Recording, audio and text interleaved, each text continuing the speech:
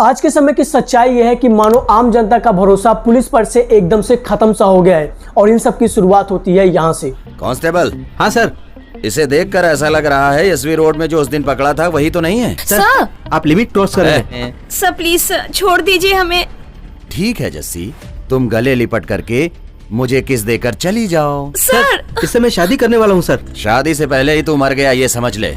इस फिल्म में police officer जिस तरह अपनी पावर का गलत इस्तेमाल कर रहा है, रियल लाइफ में ये दृश्य इससे भी ज्यादा भयानक है। आप लोगों में से कितने ही लोग पुलिस को देखकर सेफ फील करने के बजाय बल्कि घबरा जाते हैं, और ऐसा किस लिए और किस वजह से होता है ये तो हम इस वीडियो में जानेंगे ही। लेकिन उससे पहले हमें ये जानना जरूरी है कि हमारे देश में 22 लाख से भी ज्यादा पुलिस ऑफिसर के ऑन ड्यूटी होते हुए भी एक एफआईआर को लिखने में ना जाने हमें कितने सोर्सेस लगाने पड़ते हैं, तब जाके हमारी एक एफआईआर लिखी जाती है। और बचपन से ही हम फिल्मों में देखते चले आ रहे हैं और हमारे घर में भी ये बातें होती रहती है कि कहीं पर कोई भी क्राइम हो पुलिस हमेशा लेट से ही पहुंचती है।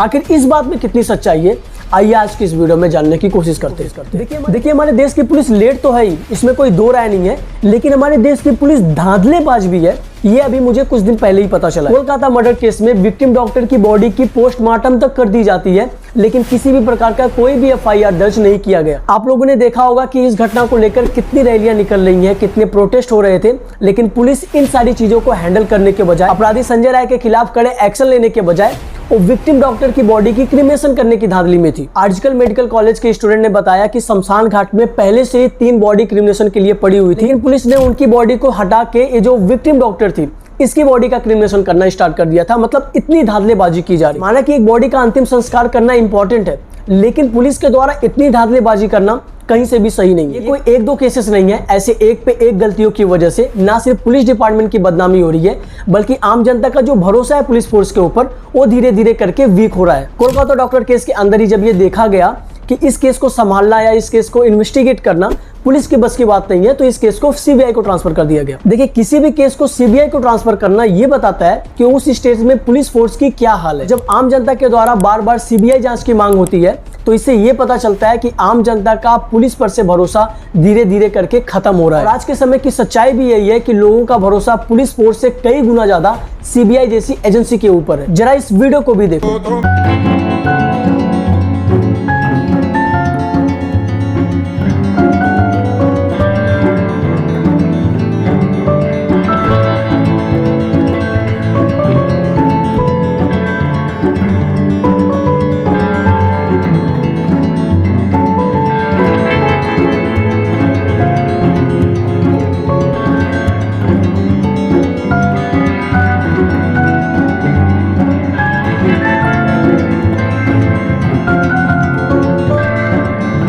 मीडिया पे ऐसे वीडियो देखने को मिलते हैं जिसमें पुलिस फोर्स की पावर को आर्मी फोर्स की पावर के साथ कंपैरिजन किया जाता है, जो कि बिल्कुल गलत। मैं ऐसा क्यों बोल रहा हूं अभी आपको आगे ये चीज पता चलेगी, क्योंकि पुलिस और आर्मी दोनों ही हमारे देश की रक्षा करते हैं, एक देश के अंदर तो एक देश की सीमाओं पर। अब मान लो आपका किसी के साथ झगड़ा होता है या फिर कोई छोटी मोटी चोरी होती है, तो उस केस को इन्वेस्टिगेट करने आर्मी तो नहीं आएगी। इन सब चीजों के लिए हमारे देश में पुलिस फोर्स है।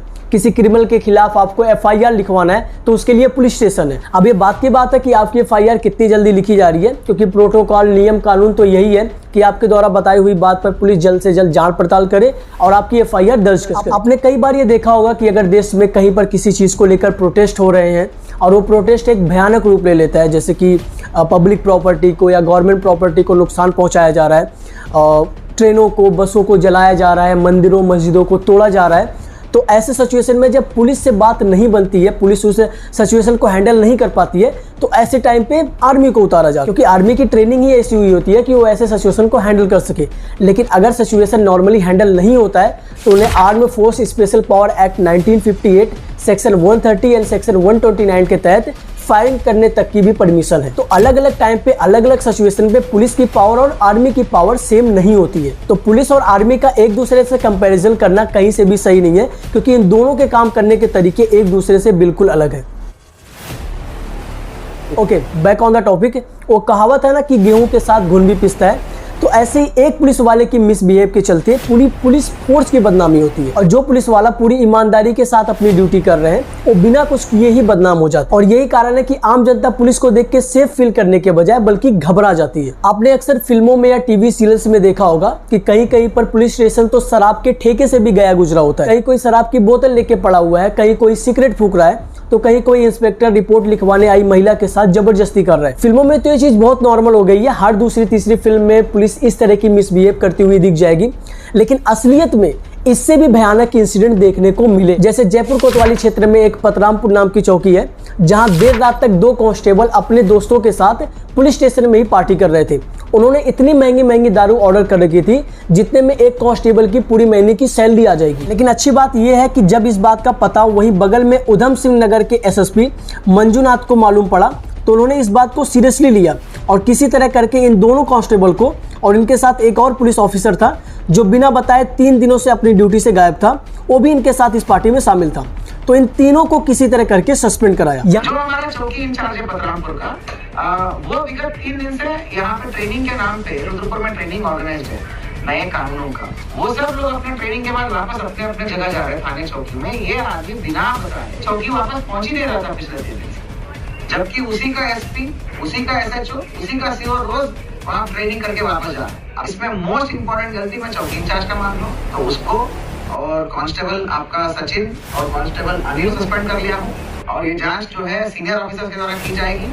और इसमें यदि पब्लिक के लोग जिनके साथ ये बदसलूकी हुआ अगर वो चाहते हैं तो मैं एफआईआर भी लॉन्च करूंगा। यहाँ पर एक बात ऐड करने वाली है कि सारे पुलिस ऑफिसर करप्ट नहीं होते हैं। इसका एक एग्जांपल ये है कि 80% न्यू ज्वाइनिंग पुलिस ऑफिसर जब नए नए पुलिस फोर्स को ज्वाइन करते हैं तो उनका माइंडसेट एकदम क्लियर रहता है कि उन्हें ईमानदारी से लोगों की मदद करनी है और जो भी देश में बचा कुचा करप्शन है उसे खत्म करना। और यही सेम शपथ उन्हें ज्वाइनिंग के टाइम पर भी दिलाई जाती है। लेकिन कितनी अजीब बात है कि करप्शन को खत्म करने की शपथ लेने वाला ऑफिसर खुद कब करप्ट बन जाता है, ये 80% ईमानदार ऑफिसर्स कब 20% में बदल जाते हैं, ये आज तक एक मिस्ट्री है। ऐसी मेरठ की एक महिला के साथ पुलिस बहुत ही बदतमीजी से पेश आती हुई दिखी। महिला को बीच सड़क में मुर्गा बनाया और उसे एक मेल पुलिस ऑफिसर के द्वारा घसीटकर पुलिस वैन में बिठाया। मेरठ में पुलिस की बर्बरता की कुछ तस्वीरें सामने आई। मेरठ में एक महिला ने आरोप लगाया कि पुलिस ने उसे बीच सड़क पर मारा, मुर्गा बनाया और उसे घसीटकर थाने ले गई।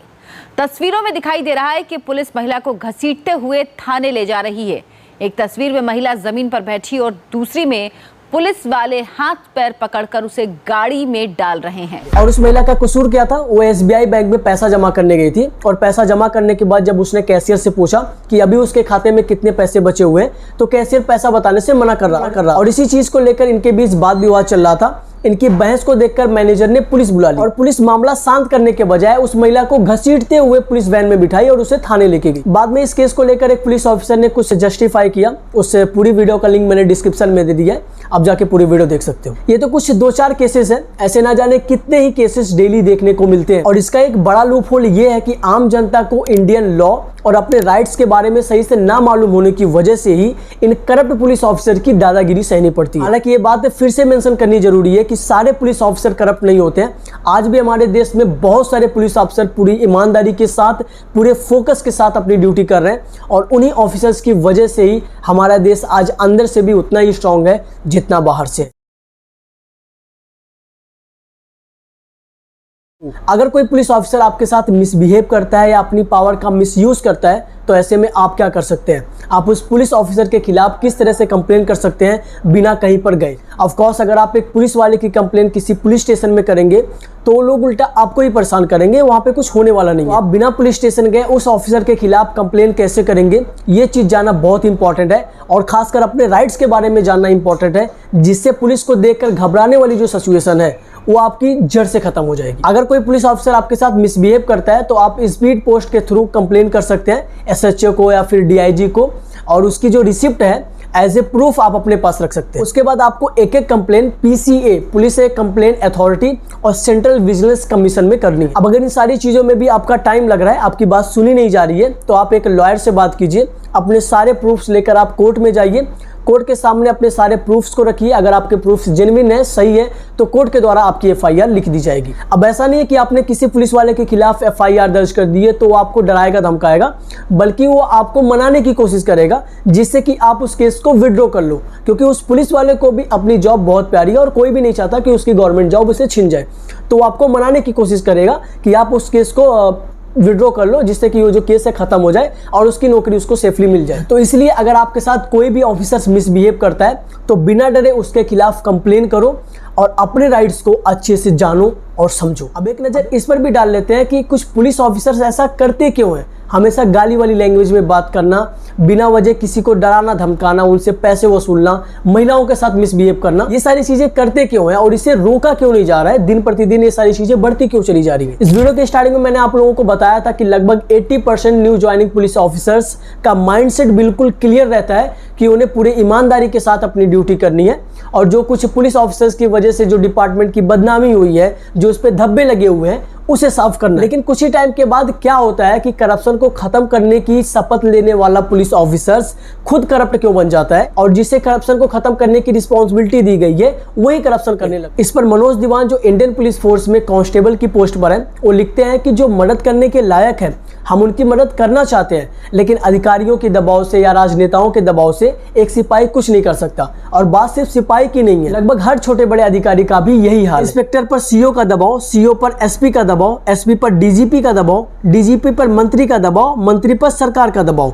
ये कड़ी इतनी लंबी है कि हर एक अधिकारी खासकर पुलिस विभाग में अपनी नौकरी बचाने के चक्कर में लगा रहता है। तो आप ही बताएं कि कैसे और किसी और के न्याय के लिए कोई अपनी नौकरी कैसे दांव पे लगा सकता है। हम चाहते हुए भी कभी कभी किसी ऐसे की मदद नहीं कर पाते हैं जिसको न्याय मिलना चाहिए, लेकिन हम नहीं कर पाते, कारण है राजनीतिक दबाव। इसके अलावा मनोज दीवान लिखते हैं कि हमें कभी भी किसी भी टाइम पर ड्यूटी के लिए बुला लिया जाता है, रहने के लिए सही आवास नहीं दिया जाता है, समय से छुट्टी नहीं दी जाती है, और भी तमाम समस्याएं एक पुलिस वाले के लिए किसी टॉर्चर से कम नहीं है। ऐसे में चिड़चिड़ा होना स्वाभाविक है, और जब आपकी सुरक्षा करने वाला ही चिड़चिड़ा है, मेंटली डिस्टर्ब है, तो आप उससे और क्या ही उम्मीद करते हो। ये कुछ प्रॉब्लम्स है पुलिस वालों की जिन्हें सॉल्व किया जा सकता है। जो पुलिस की वैकेंसीज पेंडिंग है उनको फिलअप करके, जिससे कि जितने सारे पुलिस ऑफिसर्स रहेंगे उतना ही काम करने में ईजी रहेगा।